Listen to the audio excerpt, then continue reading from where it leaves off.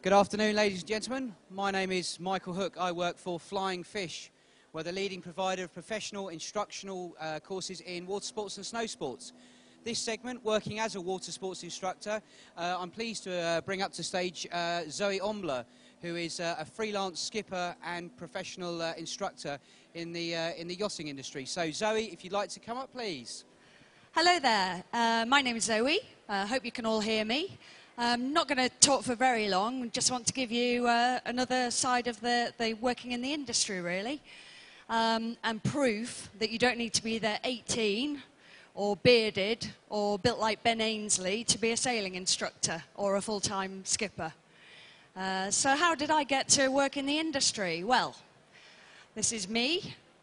Proof that I had a proper job before working in the sailing world. Believe it or not, I used to be a marketing manager for a bath manufacturer, and that's me building one of our luxury baths. And then I had a revelation. I really, really wanted to sail. I'd sailed all my life. But in case you hadn't figured it out, I used to live in Yorkshire, and there's not an awful lot of sailing going on in Yorkshire. You've just got the North Sea, and as you can see from the picture there, it's not always the best place to be. So it really wasn't an option until I moved to the south coast. And I was very, very lucky. I got bought my competent crew, which is the first step in the RYA scheme, and spent a week doing my comp crew. That's me, I'm afraid to say. Had the most fantastic week. Absolutely loved it. And went straight on, started getting qualified wherever I possibly could. And one of the questions I get asked most commonly is, well, how do you get the miles? Do you have to spend a lot of money to do it? Where do I go, etc.? So I did my comp crew, went straight on, did my day skipper qualification, and from that point you can start chartering a yacht, which is exactly what I did. I know I look middle-aged and possibly not the best in that picture, but that's my first experience of chartering a yacht. I went out to Greece. Chartered a 38-foot yacht just with my other half at the time to get some experience. It was absolutely terrifying. You know, I'd never done anything like that before, had a whale of a time. And just went from there, really. Did a Biscay crossing, for those of you that aren't sure where Biscay is. It's the stretch of water between the north of France and Spain. And it has a fearsome reputation, as this picture shows. And that was my experience of Biscay. I got stuck in a force 10. Pictures prove it. That was just before we had to drop the boom, lash it to the deck. I loved every minute, which is not to say that I was not hugely respectful of the sea. At the end of the day, you're much smaller than the sea will ever be. I think the day you stop having that respect for your environment is the day you should probably stop sailing. That's us being caught in fog as we rounded Finisterre, so the guys off watch, still sleeping fully clothed, life jackets on, ready in case we needed to abandon ship. I then went across the Irish Sea. I did a delivery of a boat from Cork, went via the Fastnet Rock. The Irish Sea has a tremendous reputation. It didn't live up to it at all. That's the Fastnet Rock, for those of you that have seen it before. It was absolutely flat calm. We're motor sailing. There was hardly any wind whatsoever. At this point, I was most definitely starting to think about a career in the industry. I guess from day skipper, I started to think maybe I could become an instructor. People had said, you know, have you thought about a career in teaching? I just didn't fancy doing it in a classroom. So at this point, this was me trying to mile build, trying to get the experience wherever possible. And it's not all hard work, you know, you do have fun. The guy in the bear outfit behind, it is a sleeping bag, was our skipper on that particular trip, proving that you do have fun at the same time. I was very lucky. I got to sail in Australia, where some of Flying Fish's courses take place. I have to say, we very rarely got to see it looking like this. Most of the time it was doing that, but there you go. And then I moved on and started doing some racing. This is within the Solent. Racing, I have to say, is a fantastic way of getting a lot more experience in a very short space of time. It builds on your wind awareness, your sail trim. You have to do things very, very quickly, and it's very different from cruising. You get shouted at a lot, or you can do. It's not my style, I have to say, but there you go. I then went on, I got my Yachtmaster qualification. By that point, I'd probably got about 5,500 miles under my belt. It is worth mentioning, I have never sailed before I started learning in March 2007. So I've been working in the industry now for about 2 years. I did everything very, very, very quickly. I've probably logged about 20,000 miles in less than 4 years, which is really going some. But it is possible. You don't have to enter the industry having started sailing from the age of 7. So I got my yachtmaster and thought, right, I need to start getting some experience. I went and did a boat refit. 5 months, didn't get paid. I got my accommodation and a very small amount of food provided. It was really cold, and it was miserable, and it was dirty. But I learned so much and made so many contacts in the industry. I would recommend always thinking about the voluntary side as well as the paid-for side. And then I'm very lucky that I've got to do some fantastic trips. I delivered a boat from Croatia to southern Italy last year. This is us just getting ready to check out of Croatia. It was absolutely stunning. We saw so much. That's the stock picture of the dolphins that you will invariably get to see whenever you do longer passages. I have seen dolphins in the Solent, the south coast of England, so you don't even have to go that far afield. So that's the good side. That's the bad side. Thick fog. We had that for 24 hours. For those of you that have never sailed before or never had the opportunity of sailing in fog, it's very, very, very scary and quite tiring. You have to listen, you have to be on watch all the time. And as I say, we had that for 24 hours. But you do get to see some funny sights. This was Syracuse in Sicily, where we were stormbound for 3 days. And this was their luxury marina facilities. 50 euros a night, that set us back. We were proudly told that the previous marina had blown away 3 months previously. And the marina manager, when he wasn't working on his floating raft, spent time in his smart car. That was his office facilities. So quite an eye-opener. I won't complain about the cost of marinas in the UK ever again. So, as I say, I've now been working for 2 years. I'm a freelance instructor, which means I have no allegiance to any particular company. Having said that, I can pick and choose. So I only choose to work for companies that I think are worth the salt, worth the money. I also work as a freelance corporate skipper. So I do racing, taking people who've never sailed before, who want to see the sort of adrenaline side of it, as it were. The pros, I get to meet some fantastic people. No 2 days are ever the same. I get to sail when the weather looks like that. Absolutely stunning. And as I say, I'm also an instructor. Again, that satisfaction, I think Amy alluded to it earlier in her presentation.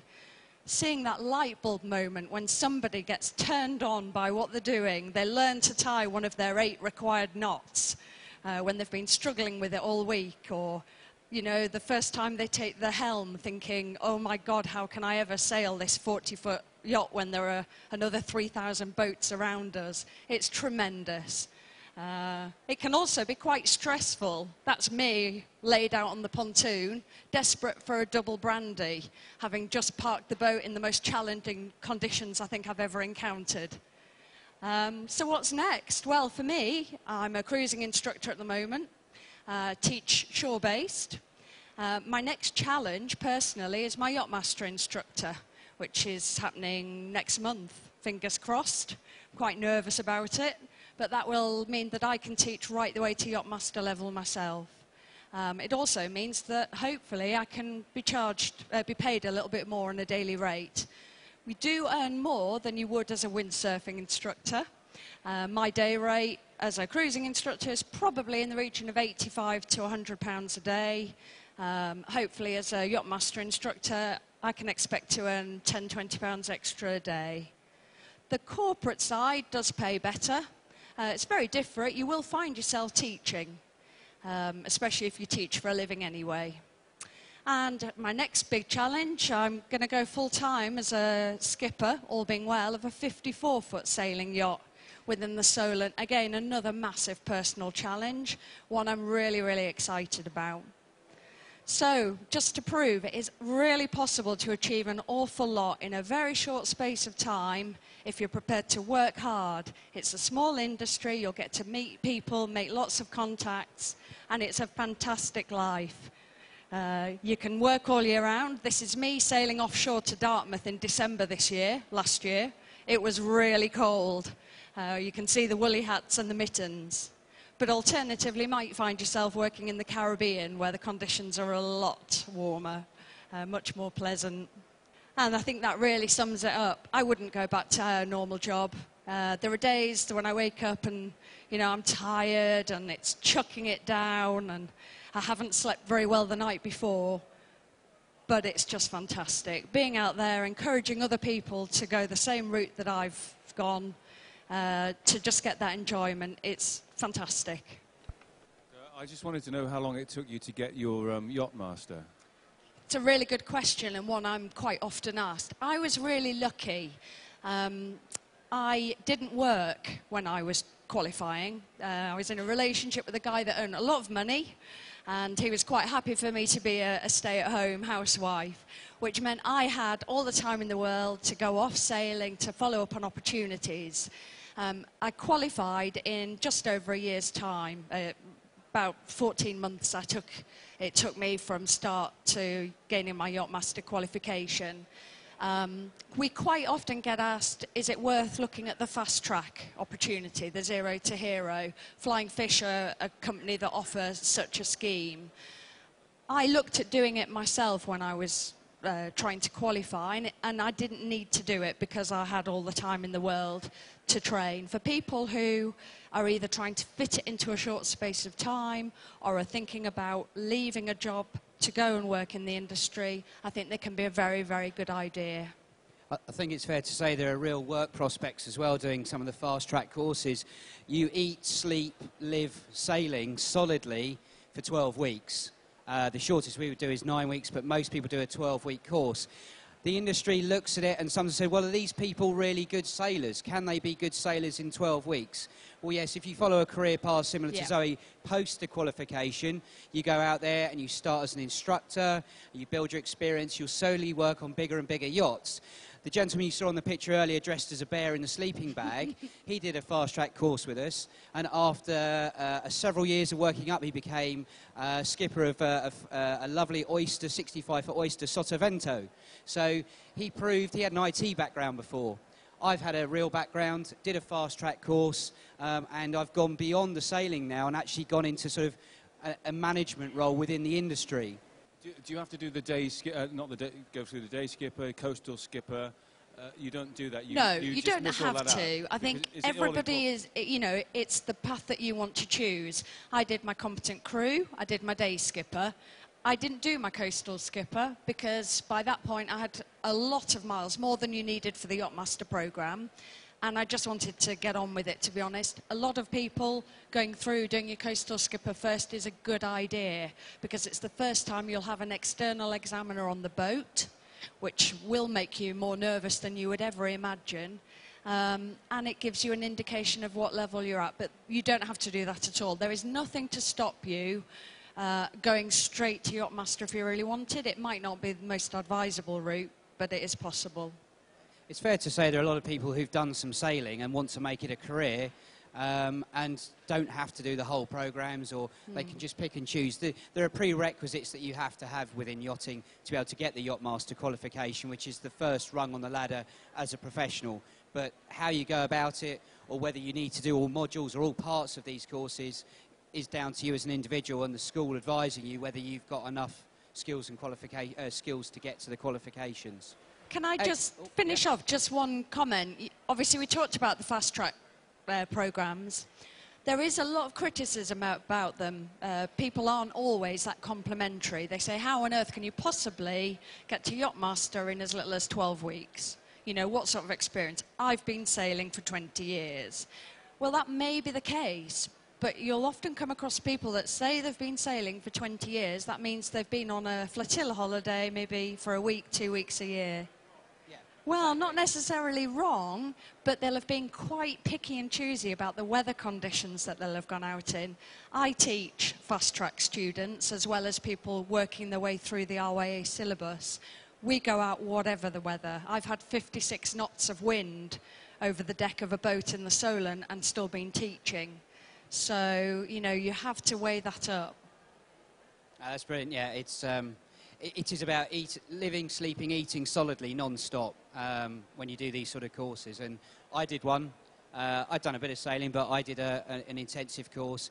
And as I say, it seems to have worked for me. It's worked for Zoe. And we both did it after having a real job somewhere else. So it can work out, and it does work out for a lot of people. But you get out of anything what you put into it. And that's the same as on the windsurfing. You've got to put in to take out from the other side.